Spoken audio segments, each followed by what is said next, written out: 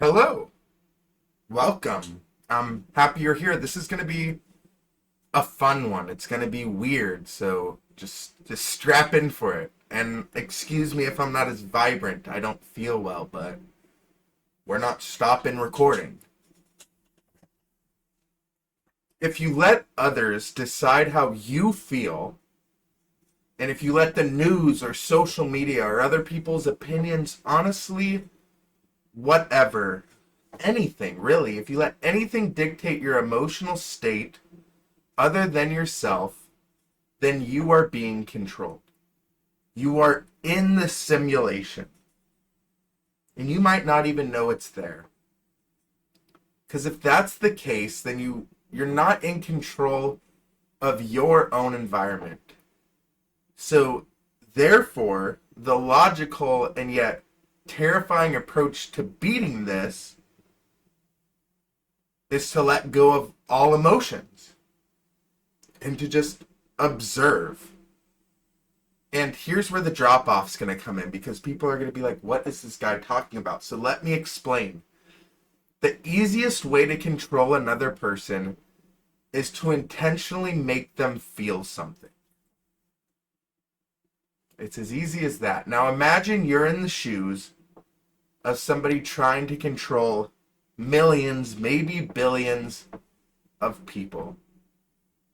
And you might think, how do I do it? Well, here's how you do it. It's not simple, but this is how I understand it.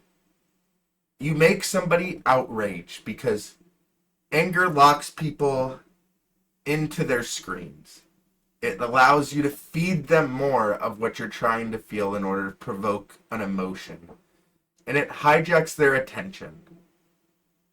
And once you have their attention, you have full control over them. You make them feel trauma and grief just over and over again by flooding them with scary stories or things in the news or whatever. And then you would ask why? Why are they doing this? Because hopeless people cling to the familiar. And that's just a fact. The more broken somebody feels, the more they'll crawl back to the system that keeps breaking them.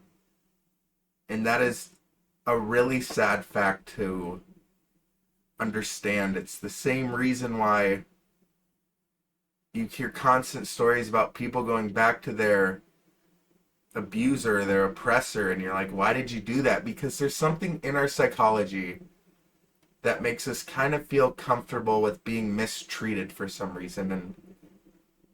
And I don't know why, but that kind of feeling, it kind of gives people false hope. Because you have this hope that it's going to change and it will be better with minimal effort. All I have to do is just keep showing up to this person who's mistreating me. And it's the dangling carrot. That's what this all is. It's just enough to keep somebody obedient to the same structure that's draining them.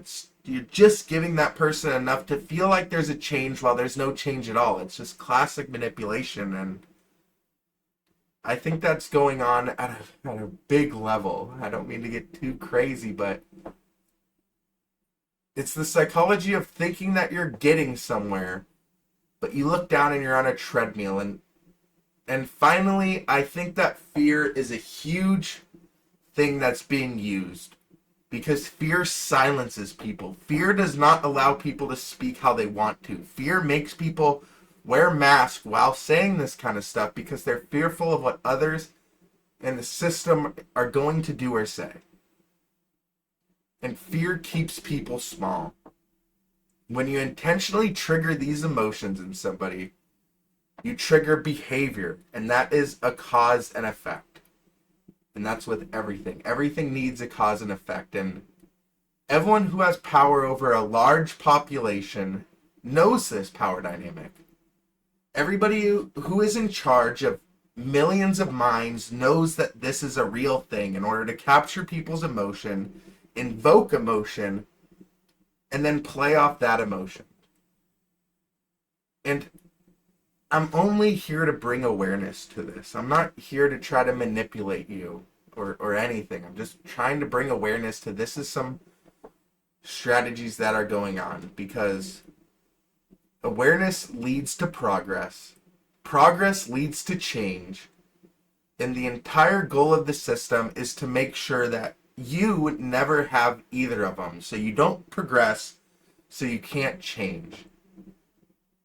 Think of your brain like a computer. And if you don't know computers, that's fine. It's going to get really simple. In order for an output to occur, there needs to be an input. In order for Google to show you what you want to see, you need to type it in and give it an input. And an input in real life can be anything. When speaking of the brain, it could be a rude comment, or it could be a heartwarming cat video, or it could be breaking news on a war zone, a trending meme. It honestly doesn't matter as long as it's an input. And the output is how you feel. It's your reaction to something. It's your comment to something. It's really anything that indicates how you felt about the content presented to you. And the system feeds your input in the hopes to trigger specific outputs. And then it studies those outputs. And then it feeds you more tailored inputs. The system can't control what you don't react to. Then it just starts feeding you things that it knows you're going to react to. And that's where this whole video is kind of getting tied in. What if you react to nothing? What if you feel nothing? What if you show nothing? The system can't control what you don't react to. If there's no visual output, then the input becomes obsolete. It doesn't matter. It's broken. It failed. It's an error. That's the loophole in this system. The algorithm breaks when you don't respond. The goal I'm trying to express in this video is simple, and please listen. Other people, maybe including me, companies, apps, institutions, universities, politics, are trying to force inputs into your mind so they can provoke predictable outputs. So they can manipulate you better tomorrow. Because they've collected the data on how you reacted today. And this whole thing got me thinking, okay, well, what am I supposed to be? Am I supposed to be a sociopath that shows no emotions towards anything? So therefore I can start living my own unmanipulated life. And am I supposed to feel nothing? Am I supposed to just be blank and dull? No, obviously not. That's the lie that they want you to believe. But here's the little truth in the lie. Detach from visibly emotional behaviors towards people and systems outside of your inner circle. What I mean by that is don't show any strong emotions to people who should not be trusted. The news shouldn't be trusted. I shouldn't be trusted because you don't know me. Your manager honestly shouldn't be trusted because his whole goal is to just make it so you work as hard as you can with as little of money as you can get away from him. Not showing emotions to people who can use them against you is not sociopathic tendencies. It's protection. In this approach, you can see the world. And you still care about the world. You can still cry. You can still laugh. You can still feel, but only with people who never use your emotions against you. My fiance will never use my emotions against me in any way, including and specifically negatively. She would never do that. That's why she is my partner. And what I'm trying to say is it's not about shutting off. It's about not donating your soul and your emotions to people who are going to treat it like currency.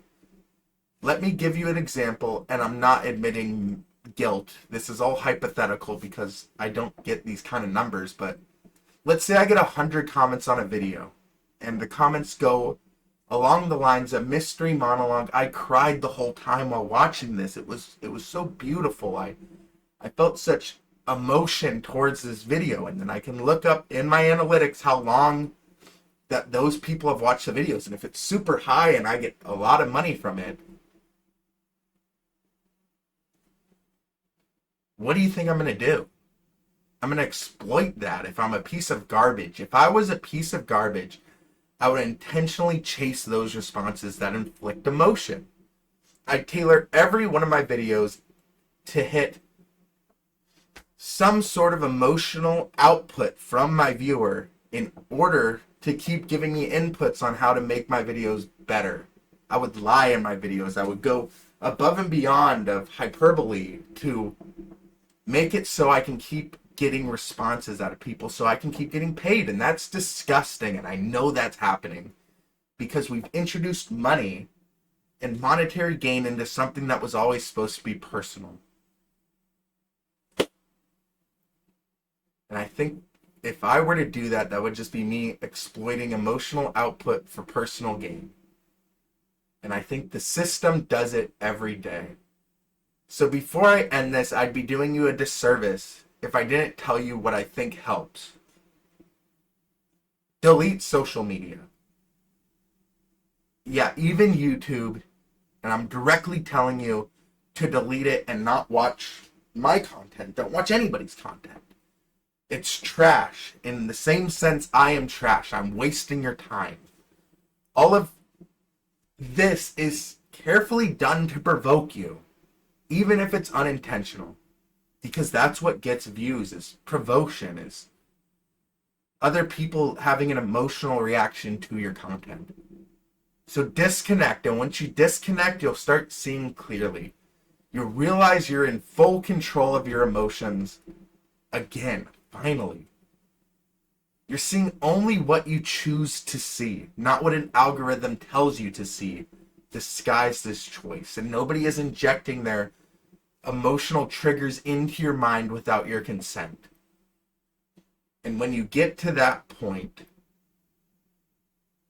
you will feel free. You will feel freedom again. You will understand your own emotions better because nobody else is driving them. Nobody else is giving them to you. You are simply feeling them on your own. And with that understanding comes an immense amount of power. You'll know what makes you feel broken so you can avoid it. And an algorithm will push it to you even if you don't want to see it. You'll know what gives you peace and you'll walk towards it. And you'll stop being emotionally baited by systems designed to break you and extort you. You'll stop being emotionally just baited. Nobody wants that. Because here's what the puppet masters fear the most. They fear stillness. They fear comfortability. They fear people who are hard to read. They fear people who can't be emotionally baited. So be that. Be unreadable. Be still and be neutral. And just observe. Because that's when you'll become dangerous. And if people say you're cold, or that you're numb, or that you're disassociating, if you don't care about those people, then why does it matter? When that becomes an issue is when the people who you love are saying that, then you need to show them more emotion. But if the people who you don't care about are telling you this stuff, then maybe you're actually waking up. Maybe those people don't deserve to know your emotions. And with that being said, thank you so much for watching. I'm trying to go a bit longer with my videos. Trying to provide more content. And I'm sorry again for the stuffiness. I don't like it either. But thank you so much for watching. Man, Eric. Good seeing you. I know you're going to comment on this one. But with that being said, I'll catch you guys next time.